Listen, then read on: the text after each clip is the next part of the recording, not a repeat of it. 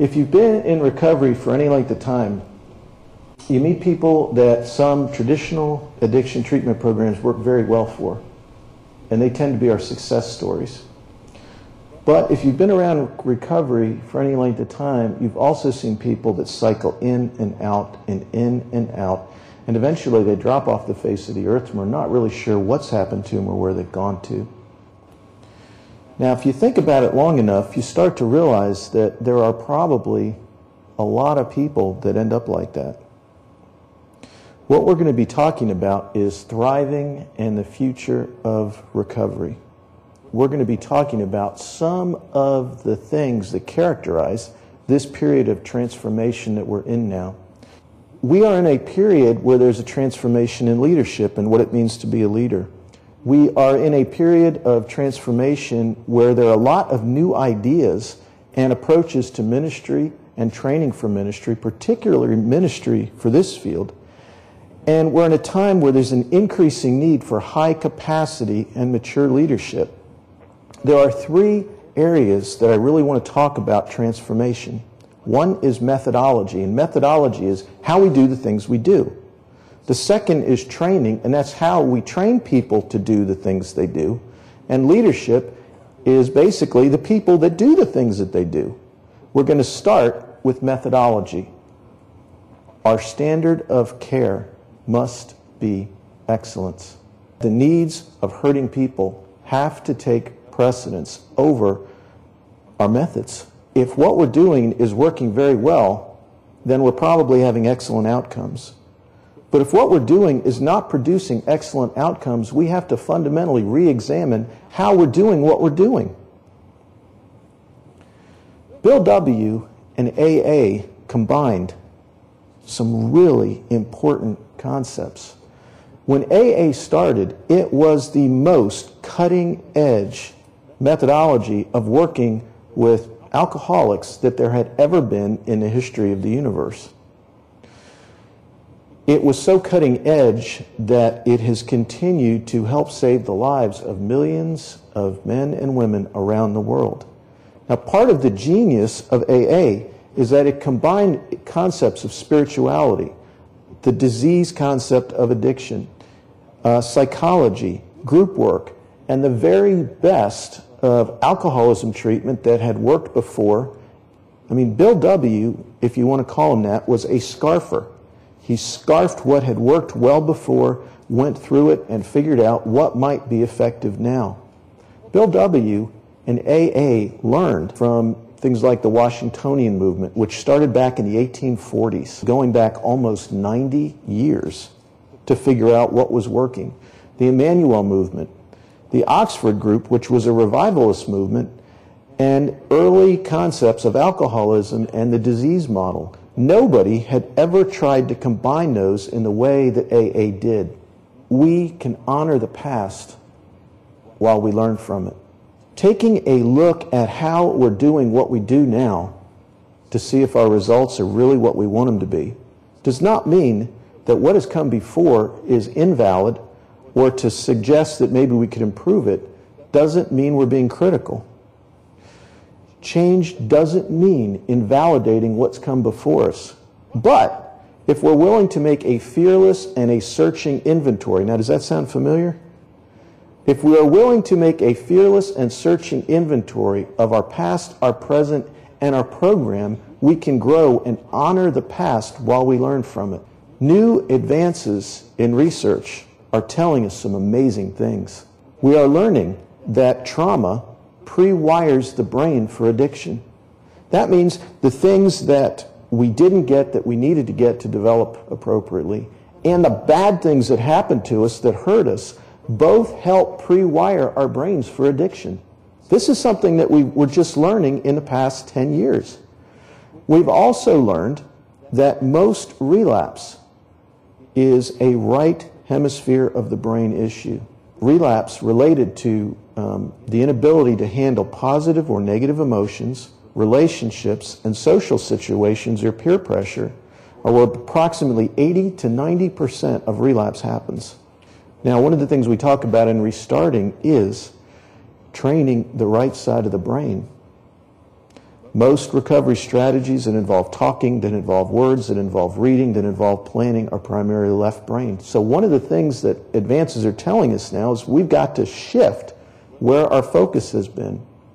We've also discovered that joy helps rewire the brain in ways that are life-giving. We know that building increasing capacity to live in joy, which is about dopamine regulation, and being part of a community that is joyful, those things are components of essential recovery. Now, addiction is a catastrophic failure to achieve an adult level of maturity. So one of the other things we've learned is the development of maturity in recovery is not optional. It's not just about not doing the things we don't want to do anymore, but it's about becoming fully alive to become fully the people that God has designed and created us to be. That is a process of ongoing maturity. The last thing we've learned is about polyaddiction, which is the tendency to become addicted to multiple things at the same time or switch addictions in recovery. We're learning that the same regions of the brain that are responsible for alcoholism, drug addiction, work, performance, gambling, it's the same regions of the brain. So if we can begin to address those regions of the brain, we have a much better likelihood of not switching addictions. Now here's the bad news. Existing models of treatment have limited success. Time magazine reported last July that traditional approaches to addiction recovery succeed 20% of the time. Now that's really good if you're one of the 20%.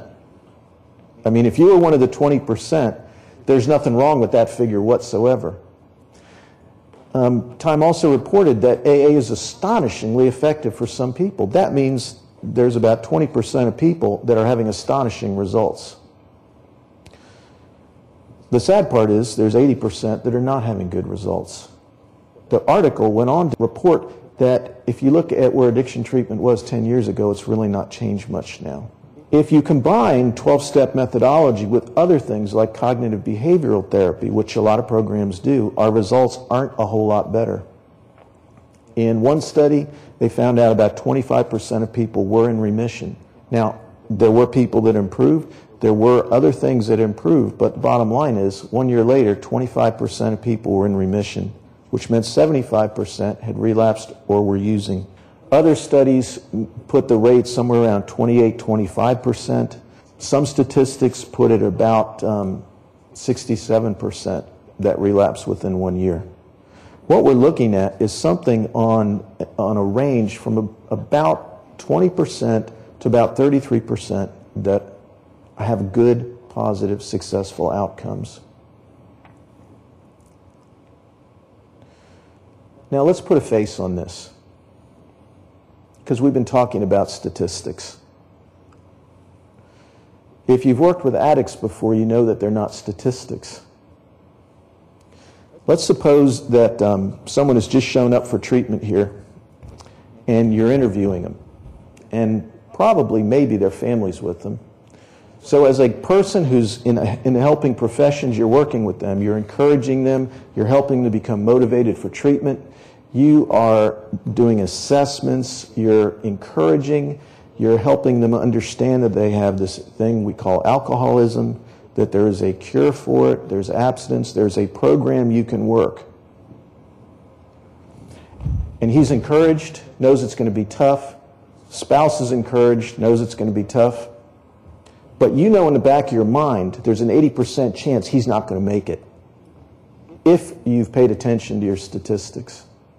So what do you say to him? Well, this is a cunning, baffling, and it's a powerful disease, and you know, if you work your program hard enough, you'll make it. Keep coming back. It works if you work it. For 20% of the people. So he does what you ask him to do. He works his program, goes to his meetings. He leaves. His wife's maybe all happy. Chance for some family recovery. Maybe she's done some of her own codependency work. A couple of weeks later, guess who's back? Now, what do we tell them? Well, relapse is a part of your recovery. We tell them, keep coming back. It works if you work it. Don't quit. How many times do we go around and around and around and around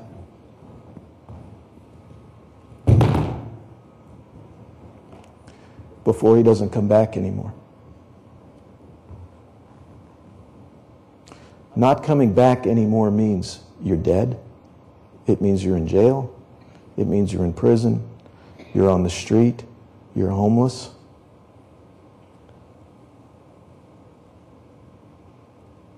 I can see a face for every one of those. Is an 80% failure rate really the best that we can do? Is it possible that things can change? Now, back in the late 80s, I went to work for a program for homeless people, homeless addicts down in Washington, D.C. called Samaritan Inns. These people had courage because they had set up a program to work with homeless addicts, which are a pretty tough population to work with. They didn't have a lot of they didn't have any social support, basically. When Samaritan Inns hired me, they had great facility, great program, but they weren't having very much success, so they hired me to help them understand why this was happening. They kept very good records, and they gave me their records. They gave me all their data, and they said, tell us what's happening here. We went through all their data and discovered they were working with a lot of addicts and didn't really have enough structure, enough of what the addicts needed in their program. So now what they didn't do is fire me and say, get out of here, we didn't want to hear about that. What they did is said, what do we need to do to change this? The last time I checked, which was a couple of years ago, they were running a 70% success rate. 70%. There's a an alternative treatment program in Florida that is also running about a 70% success rate. Why? Because they were willing to look at what was happening with addicts and make a fearless and searching look at how they were doing what they were doing, and they were willing to change. But change is scary. The question is, can we have the same courage as Bill W.? Are we willing to make a fearless and searching inventory of our programs, methods, and our projects? Or are we more willing to say, well, this is the way we've always done it, let's just keep doing it that way? Are we willing to admit our findings to God, ourselves, and to other people? And are we willing to turn our programs, methods, and models over to Him and believe that He can restore us to sanity and our programs? How sacred are your cows? What are the things in your program or the way you've worked with hurting people that have been that way over time, and they're just that way because they've always been that way, or because the founder did them 50 years ago or 40 years or 30 years ago? Or because 30 years ago you did an outcome study that said we were doing great. What's happening now? How sacred are our cows? Because we will never provide excellent care for hurting people if we're not willing to ask this question. The second area we are now in transformation in is training. And training is about how do we prepare people to do the things they're going to do. Existing counselor training has limits. If relapse rates are running between 70 to 80%, would you agree with me that perhaps we are not as successful as we'd like to be? I mean, is that reasonable? Is it also reasonable to conclude that if we keep training people to do the same things the way they're doing them now, that we are likely to continue to get the same basic kind of results?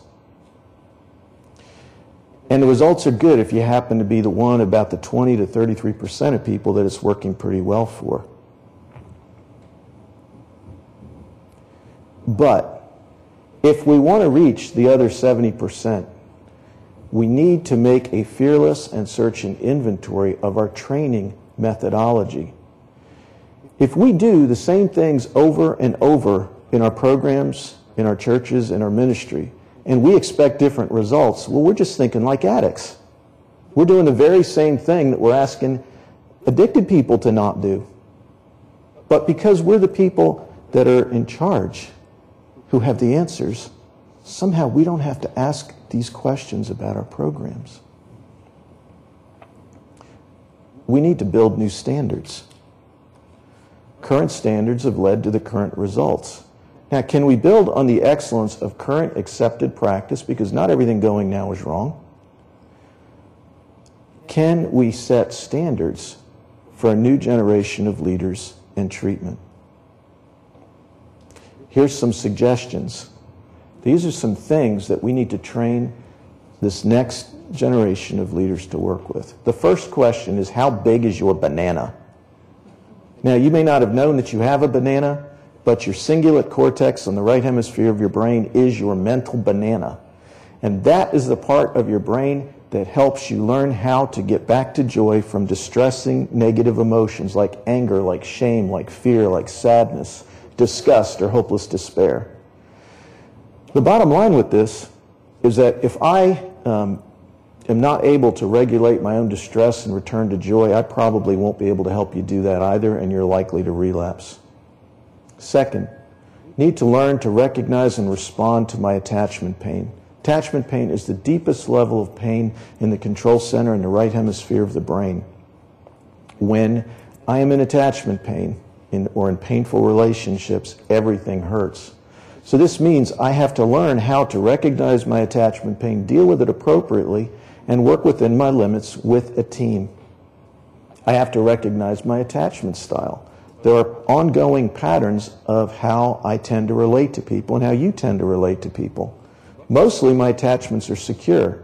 But if my capacity's stretched, I handle people like this. Now, I need to know that, because when I start to distance from everybody, it's a good signal there's something Ed's got to work on with himself. Next is, I've got to learn to recognize and operate within my level of maturity. One of the fastest ways for me to get in trouble, and the people I'm working with to get in trouble, is when I'm operating outside my level of maturity. If you're going to work in a restarting group as the primary facilitator, you need to have at least an adult level of maturity. Next, I need to learn to process and resolve the painful places in my life. Now, the older I get, the more I'm working in this, the more I realize there are painful places in my life. Getting older doesn't mean that things are rosier, I don't think. But it does mean I'm getting better at learning how to handle them and resolve them. Leaders have to be able to do this.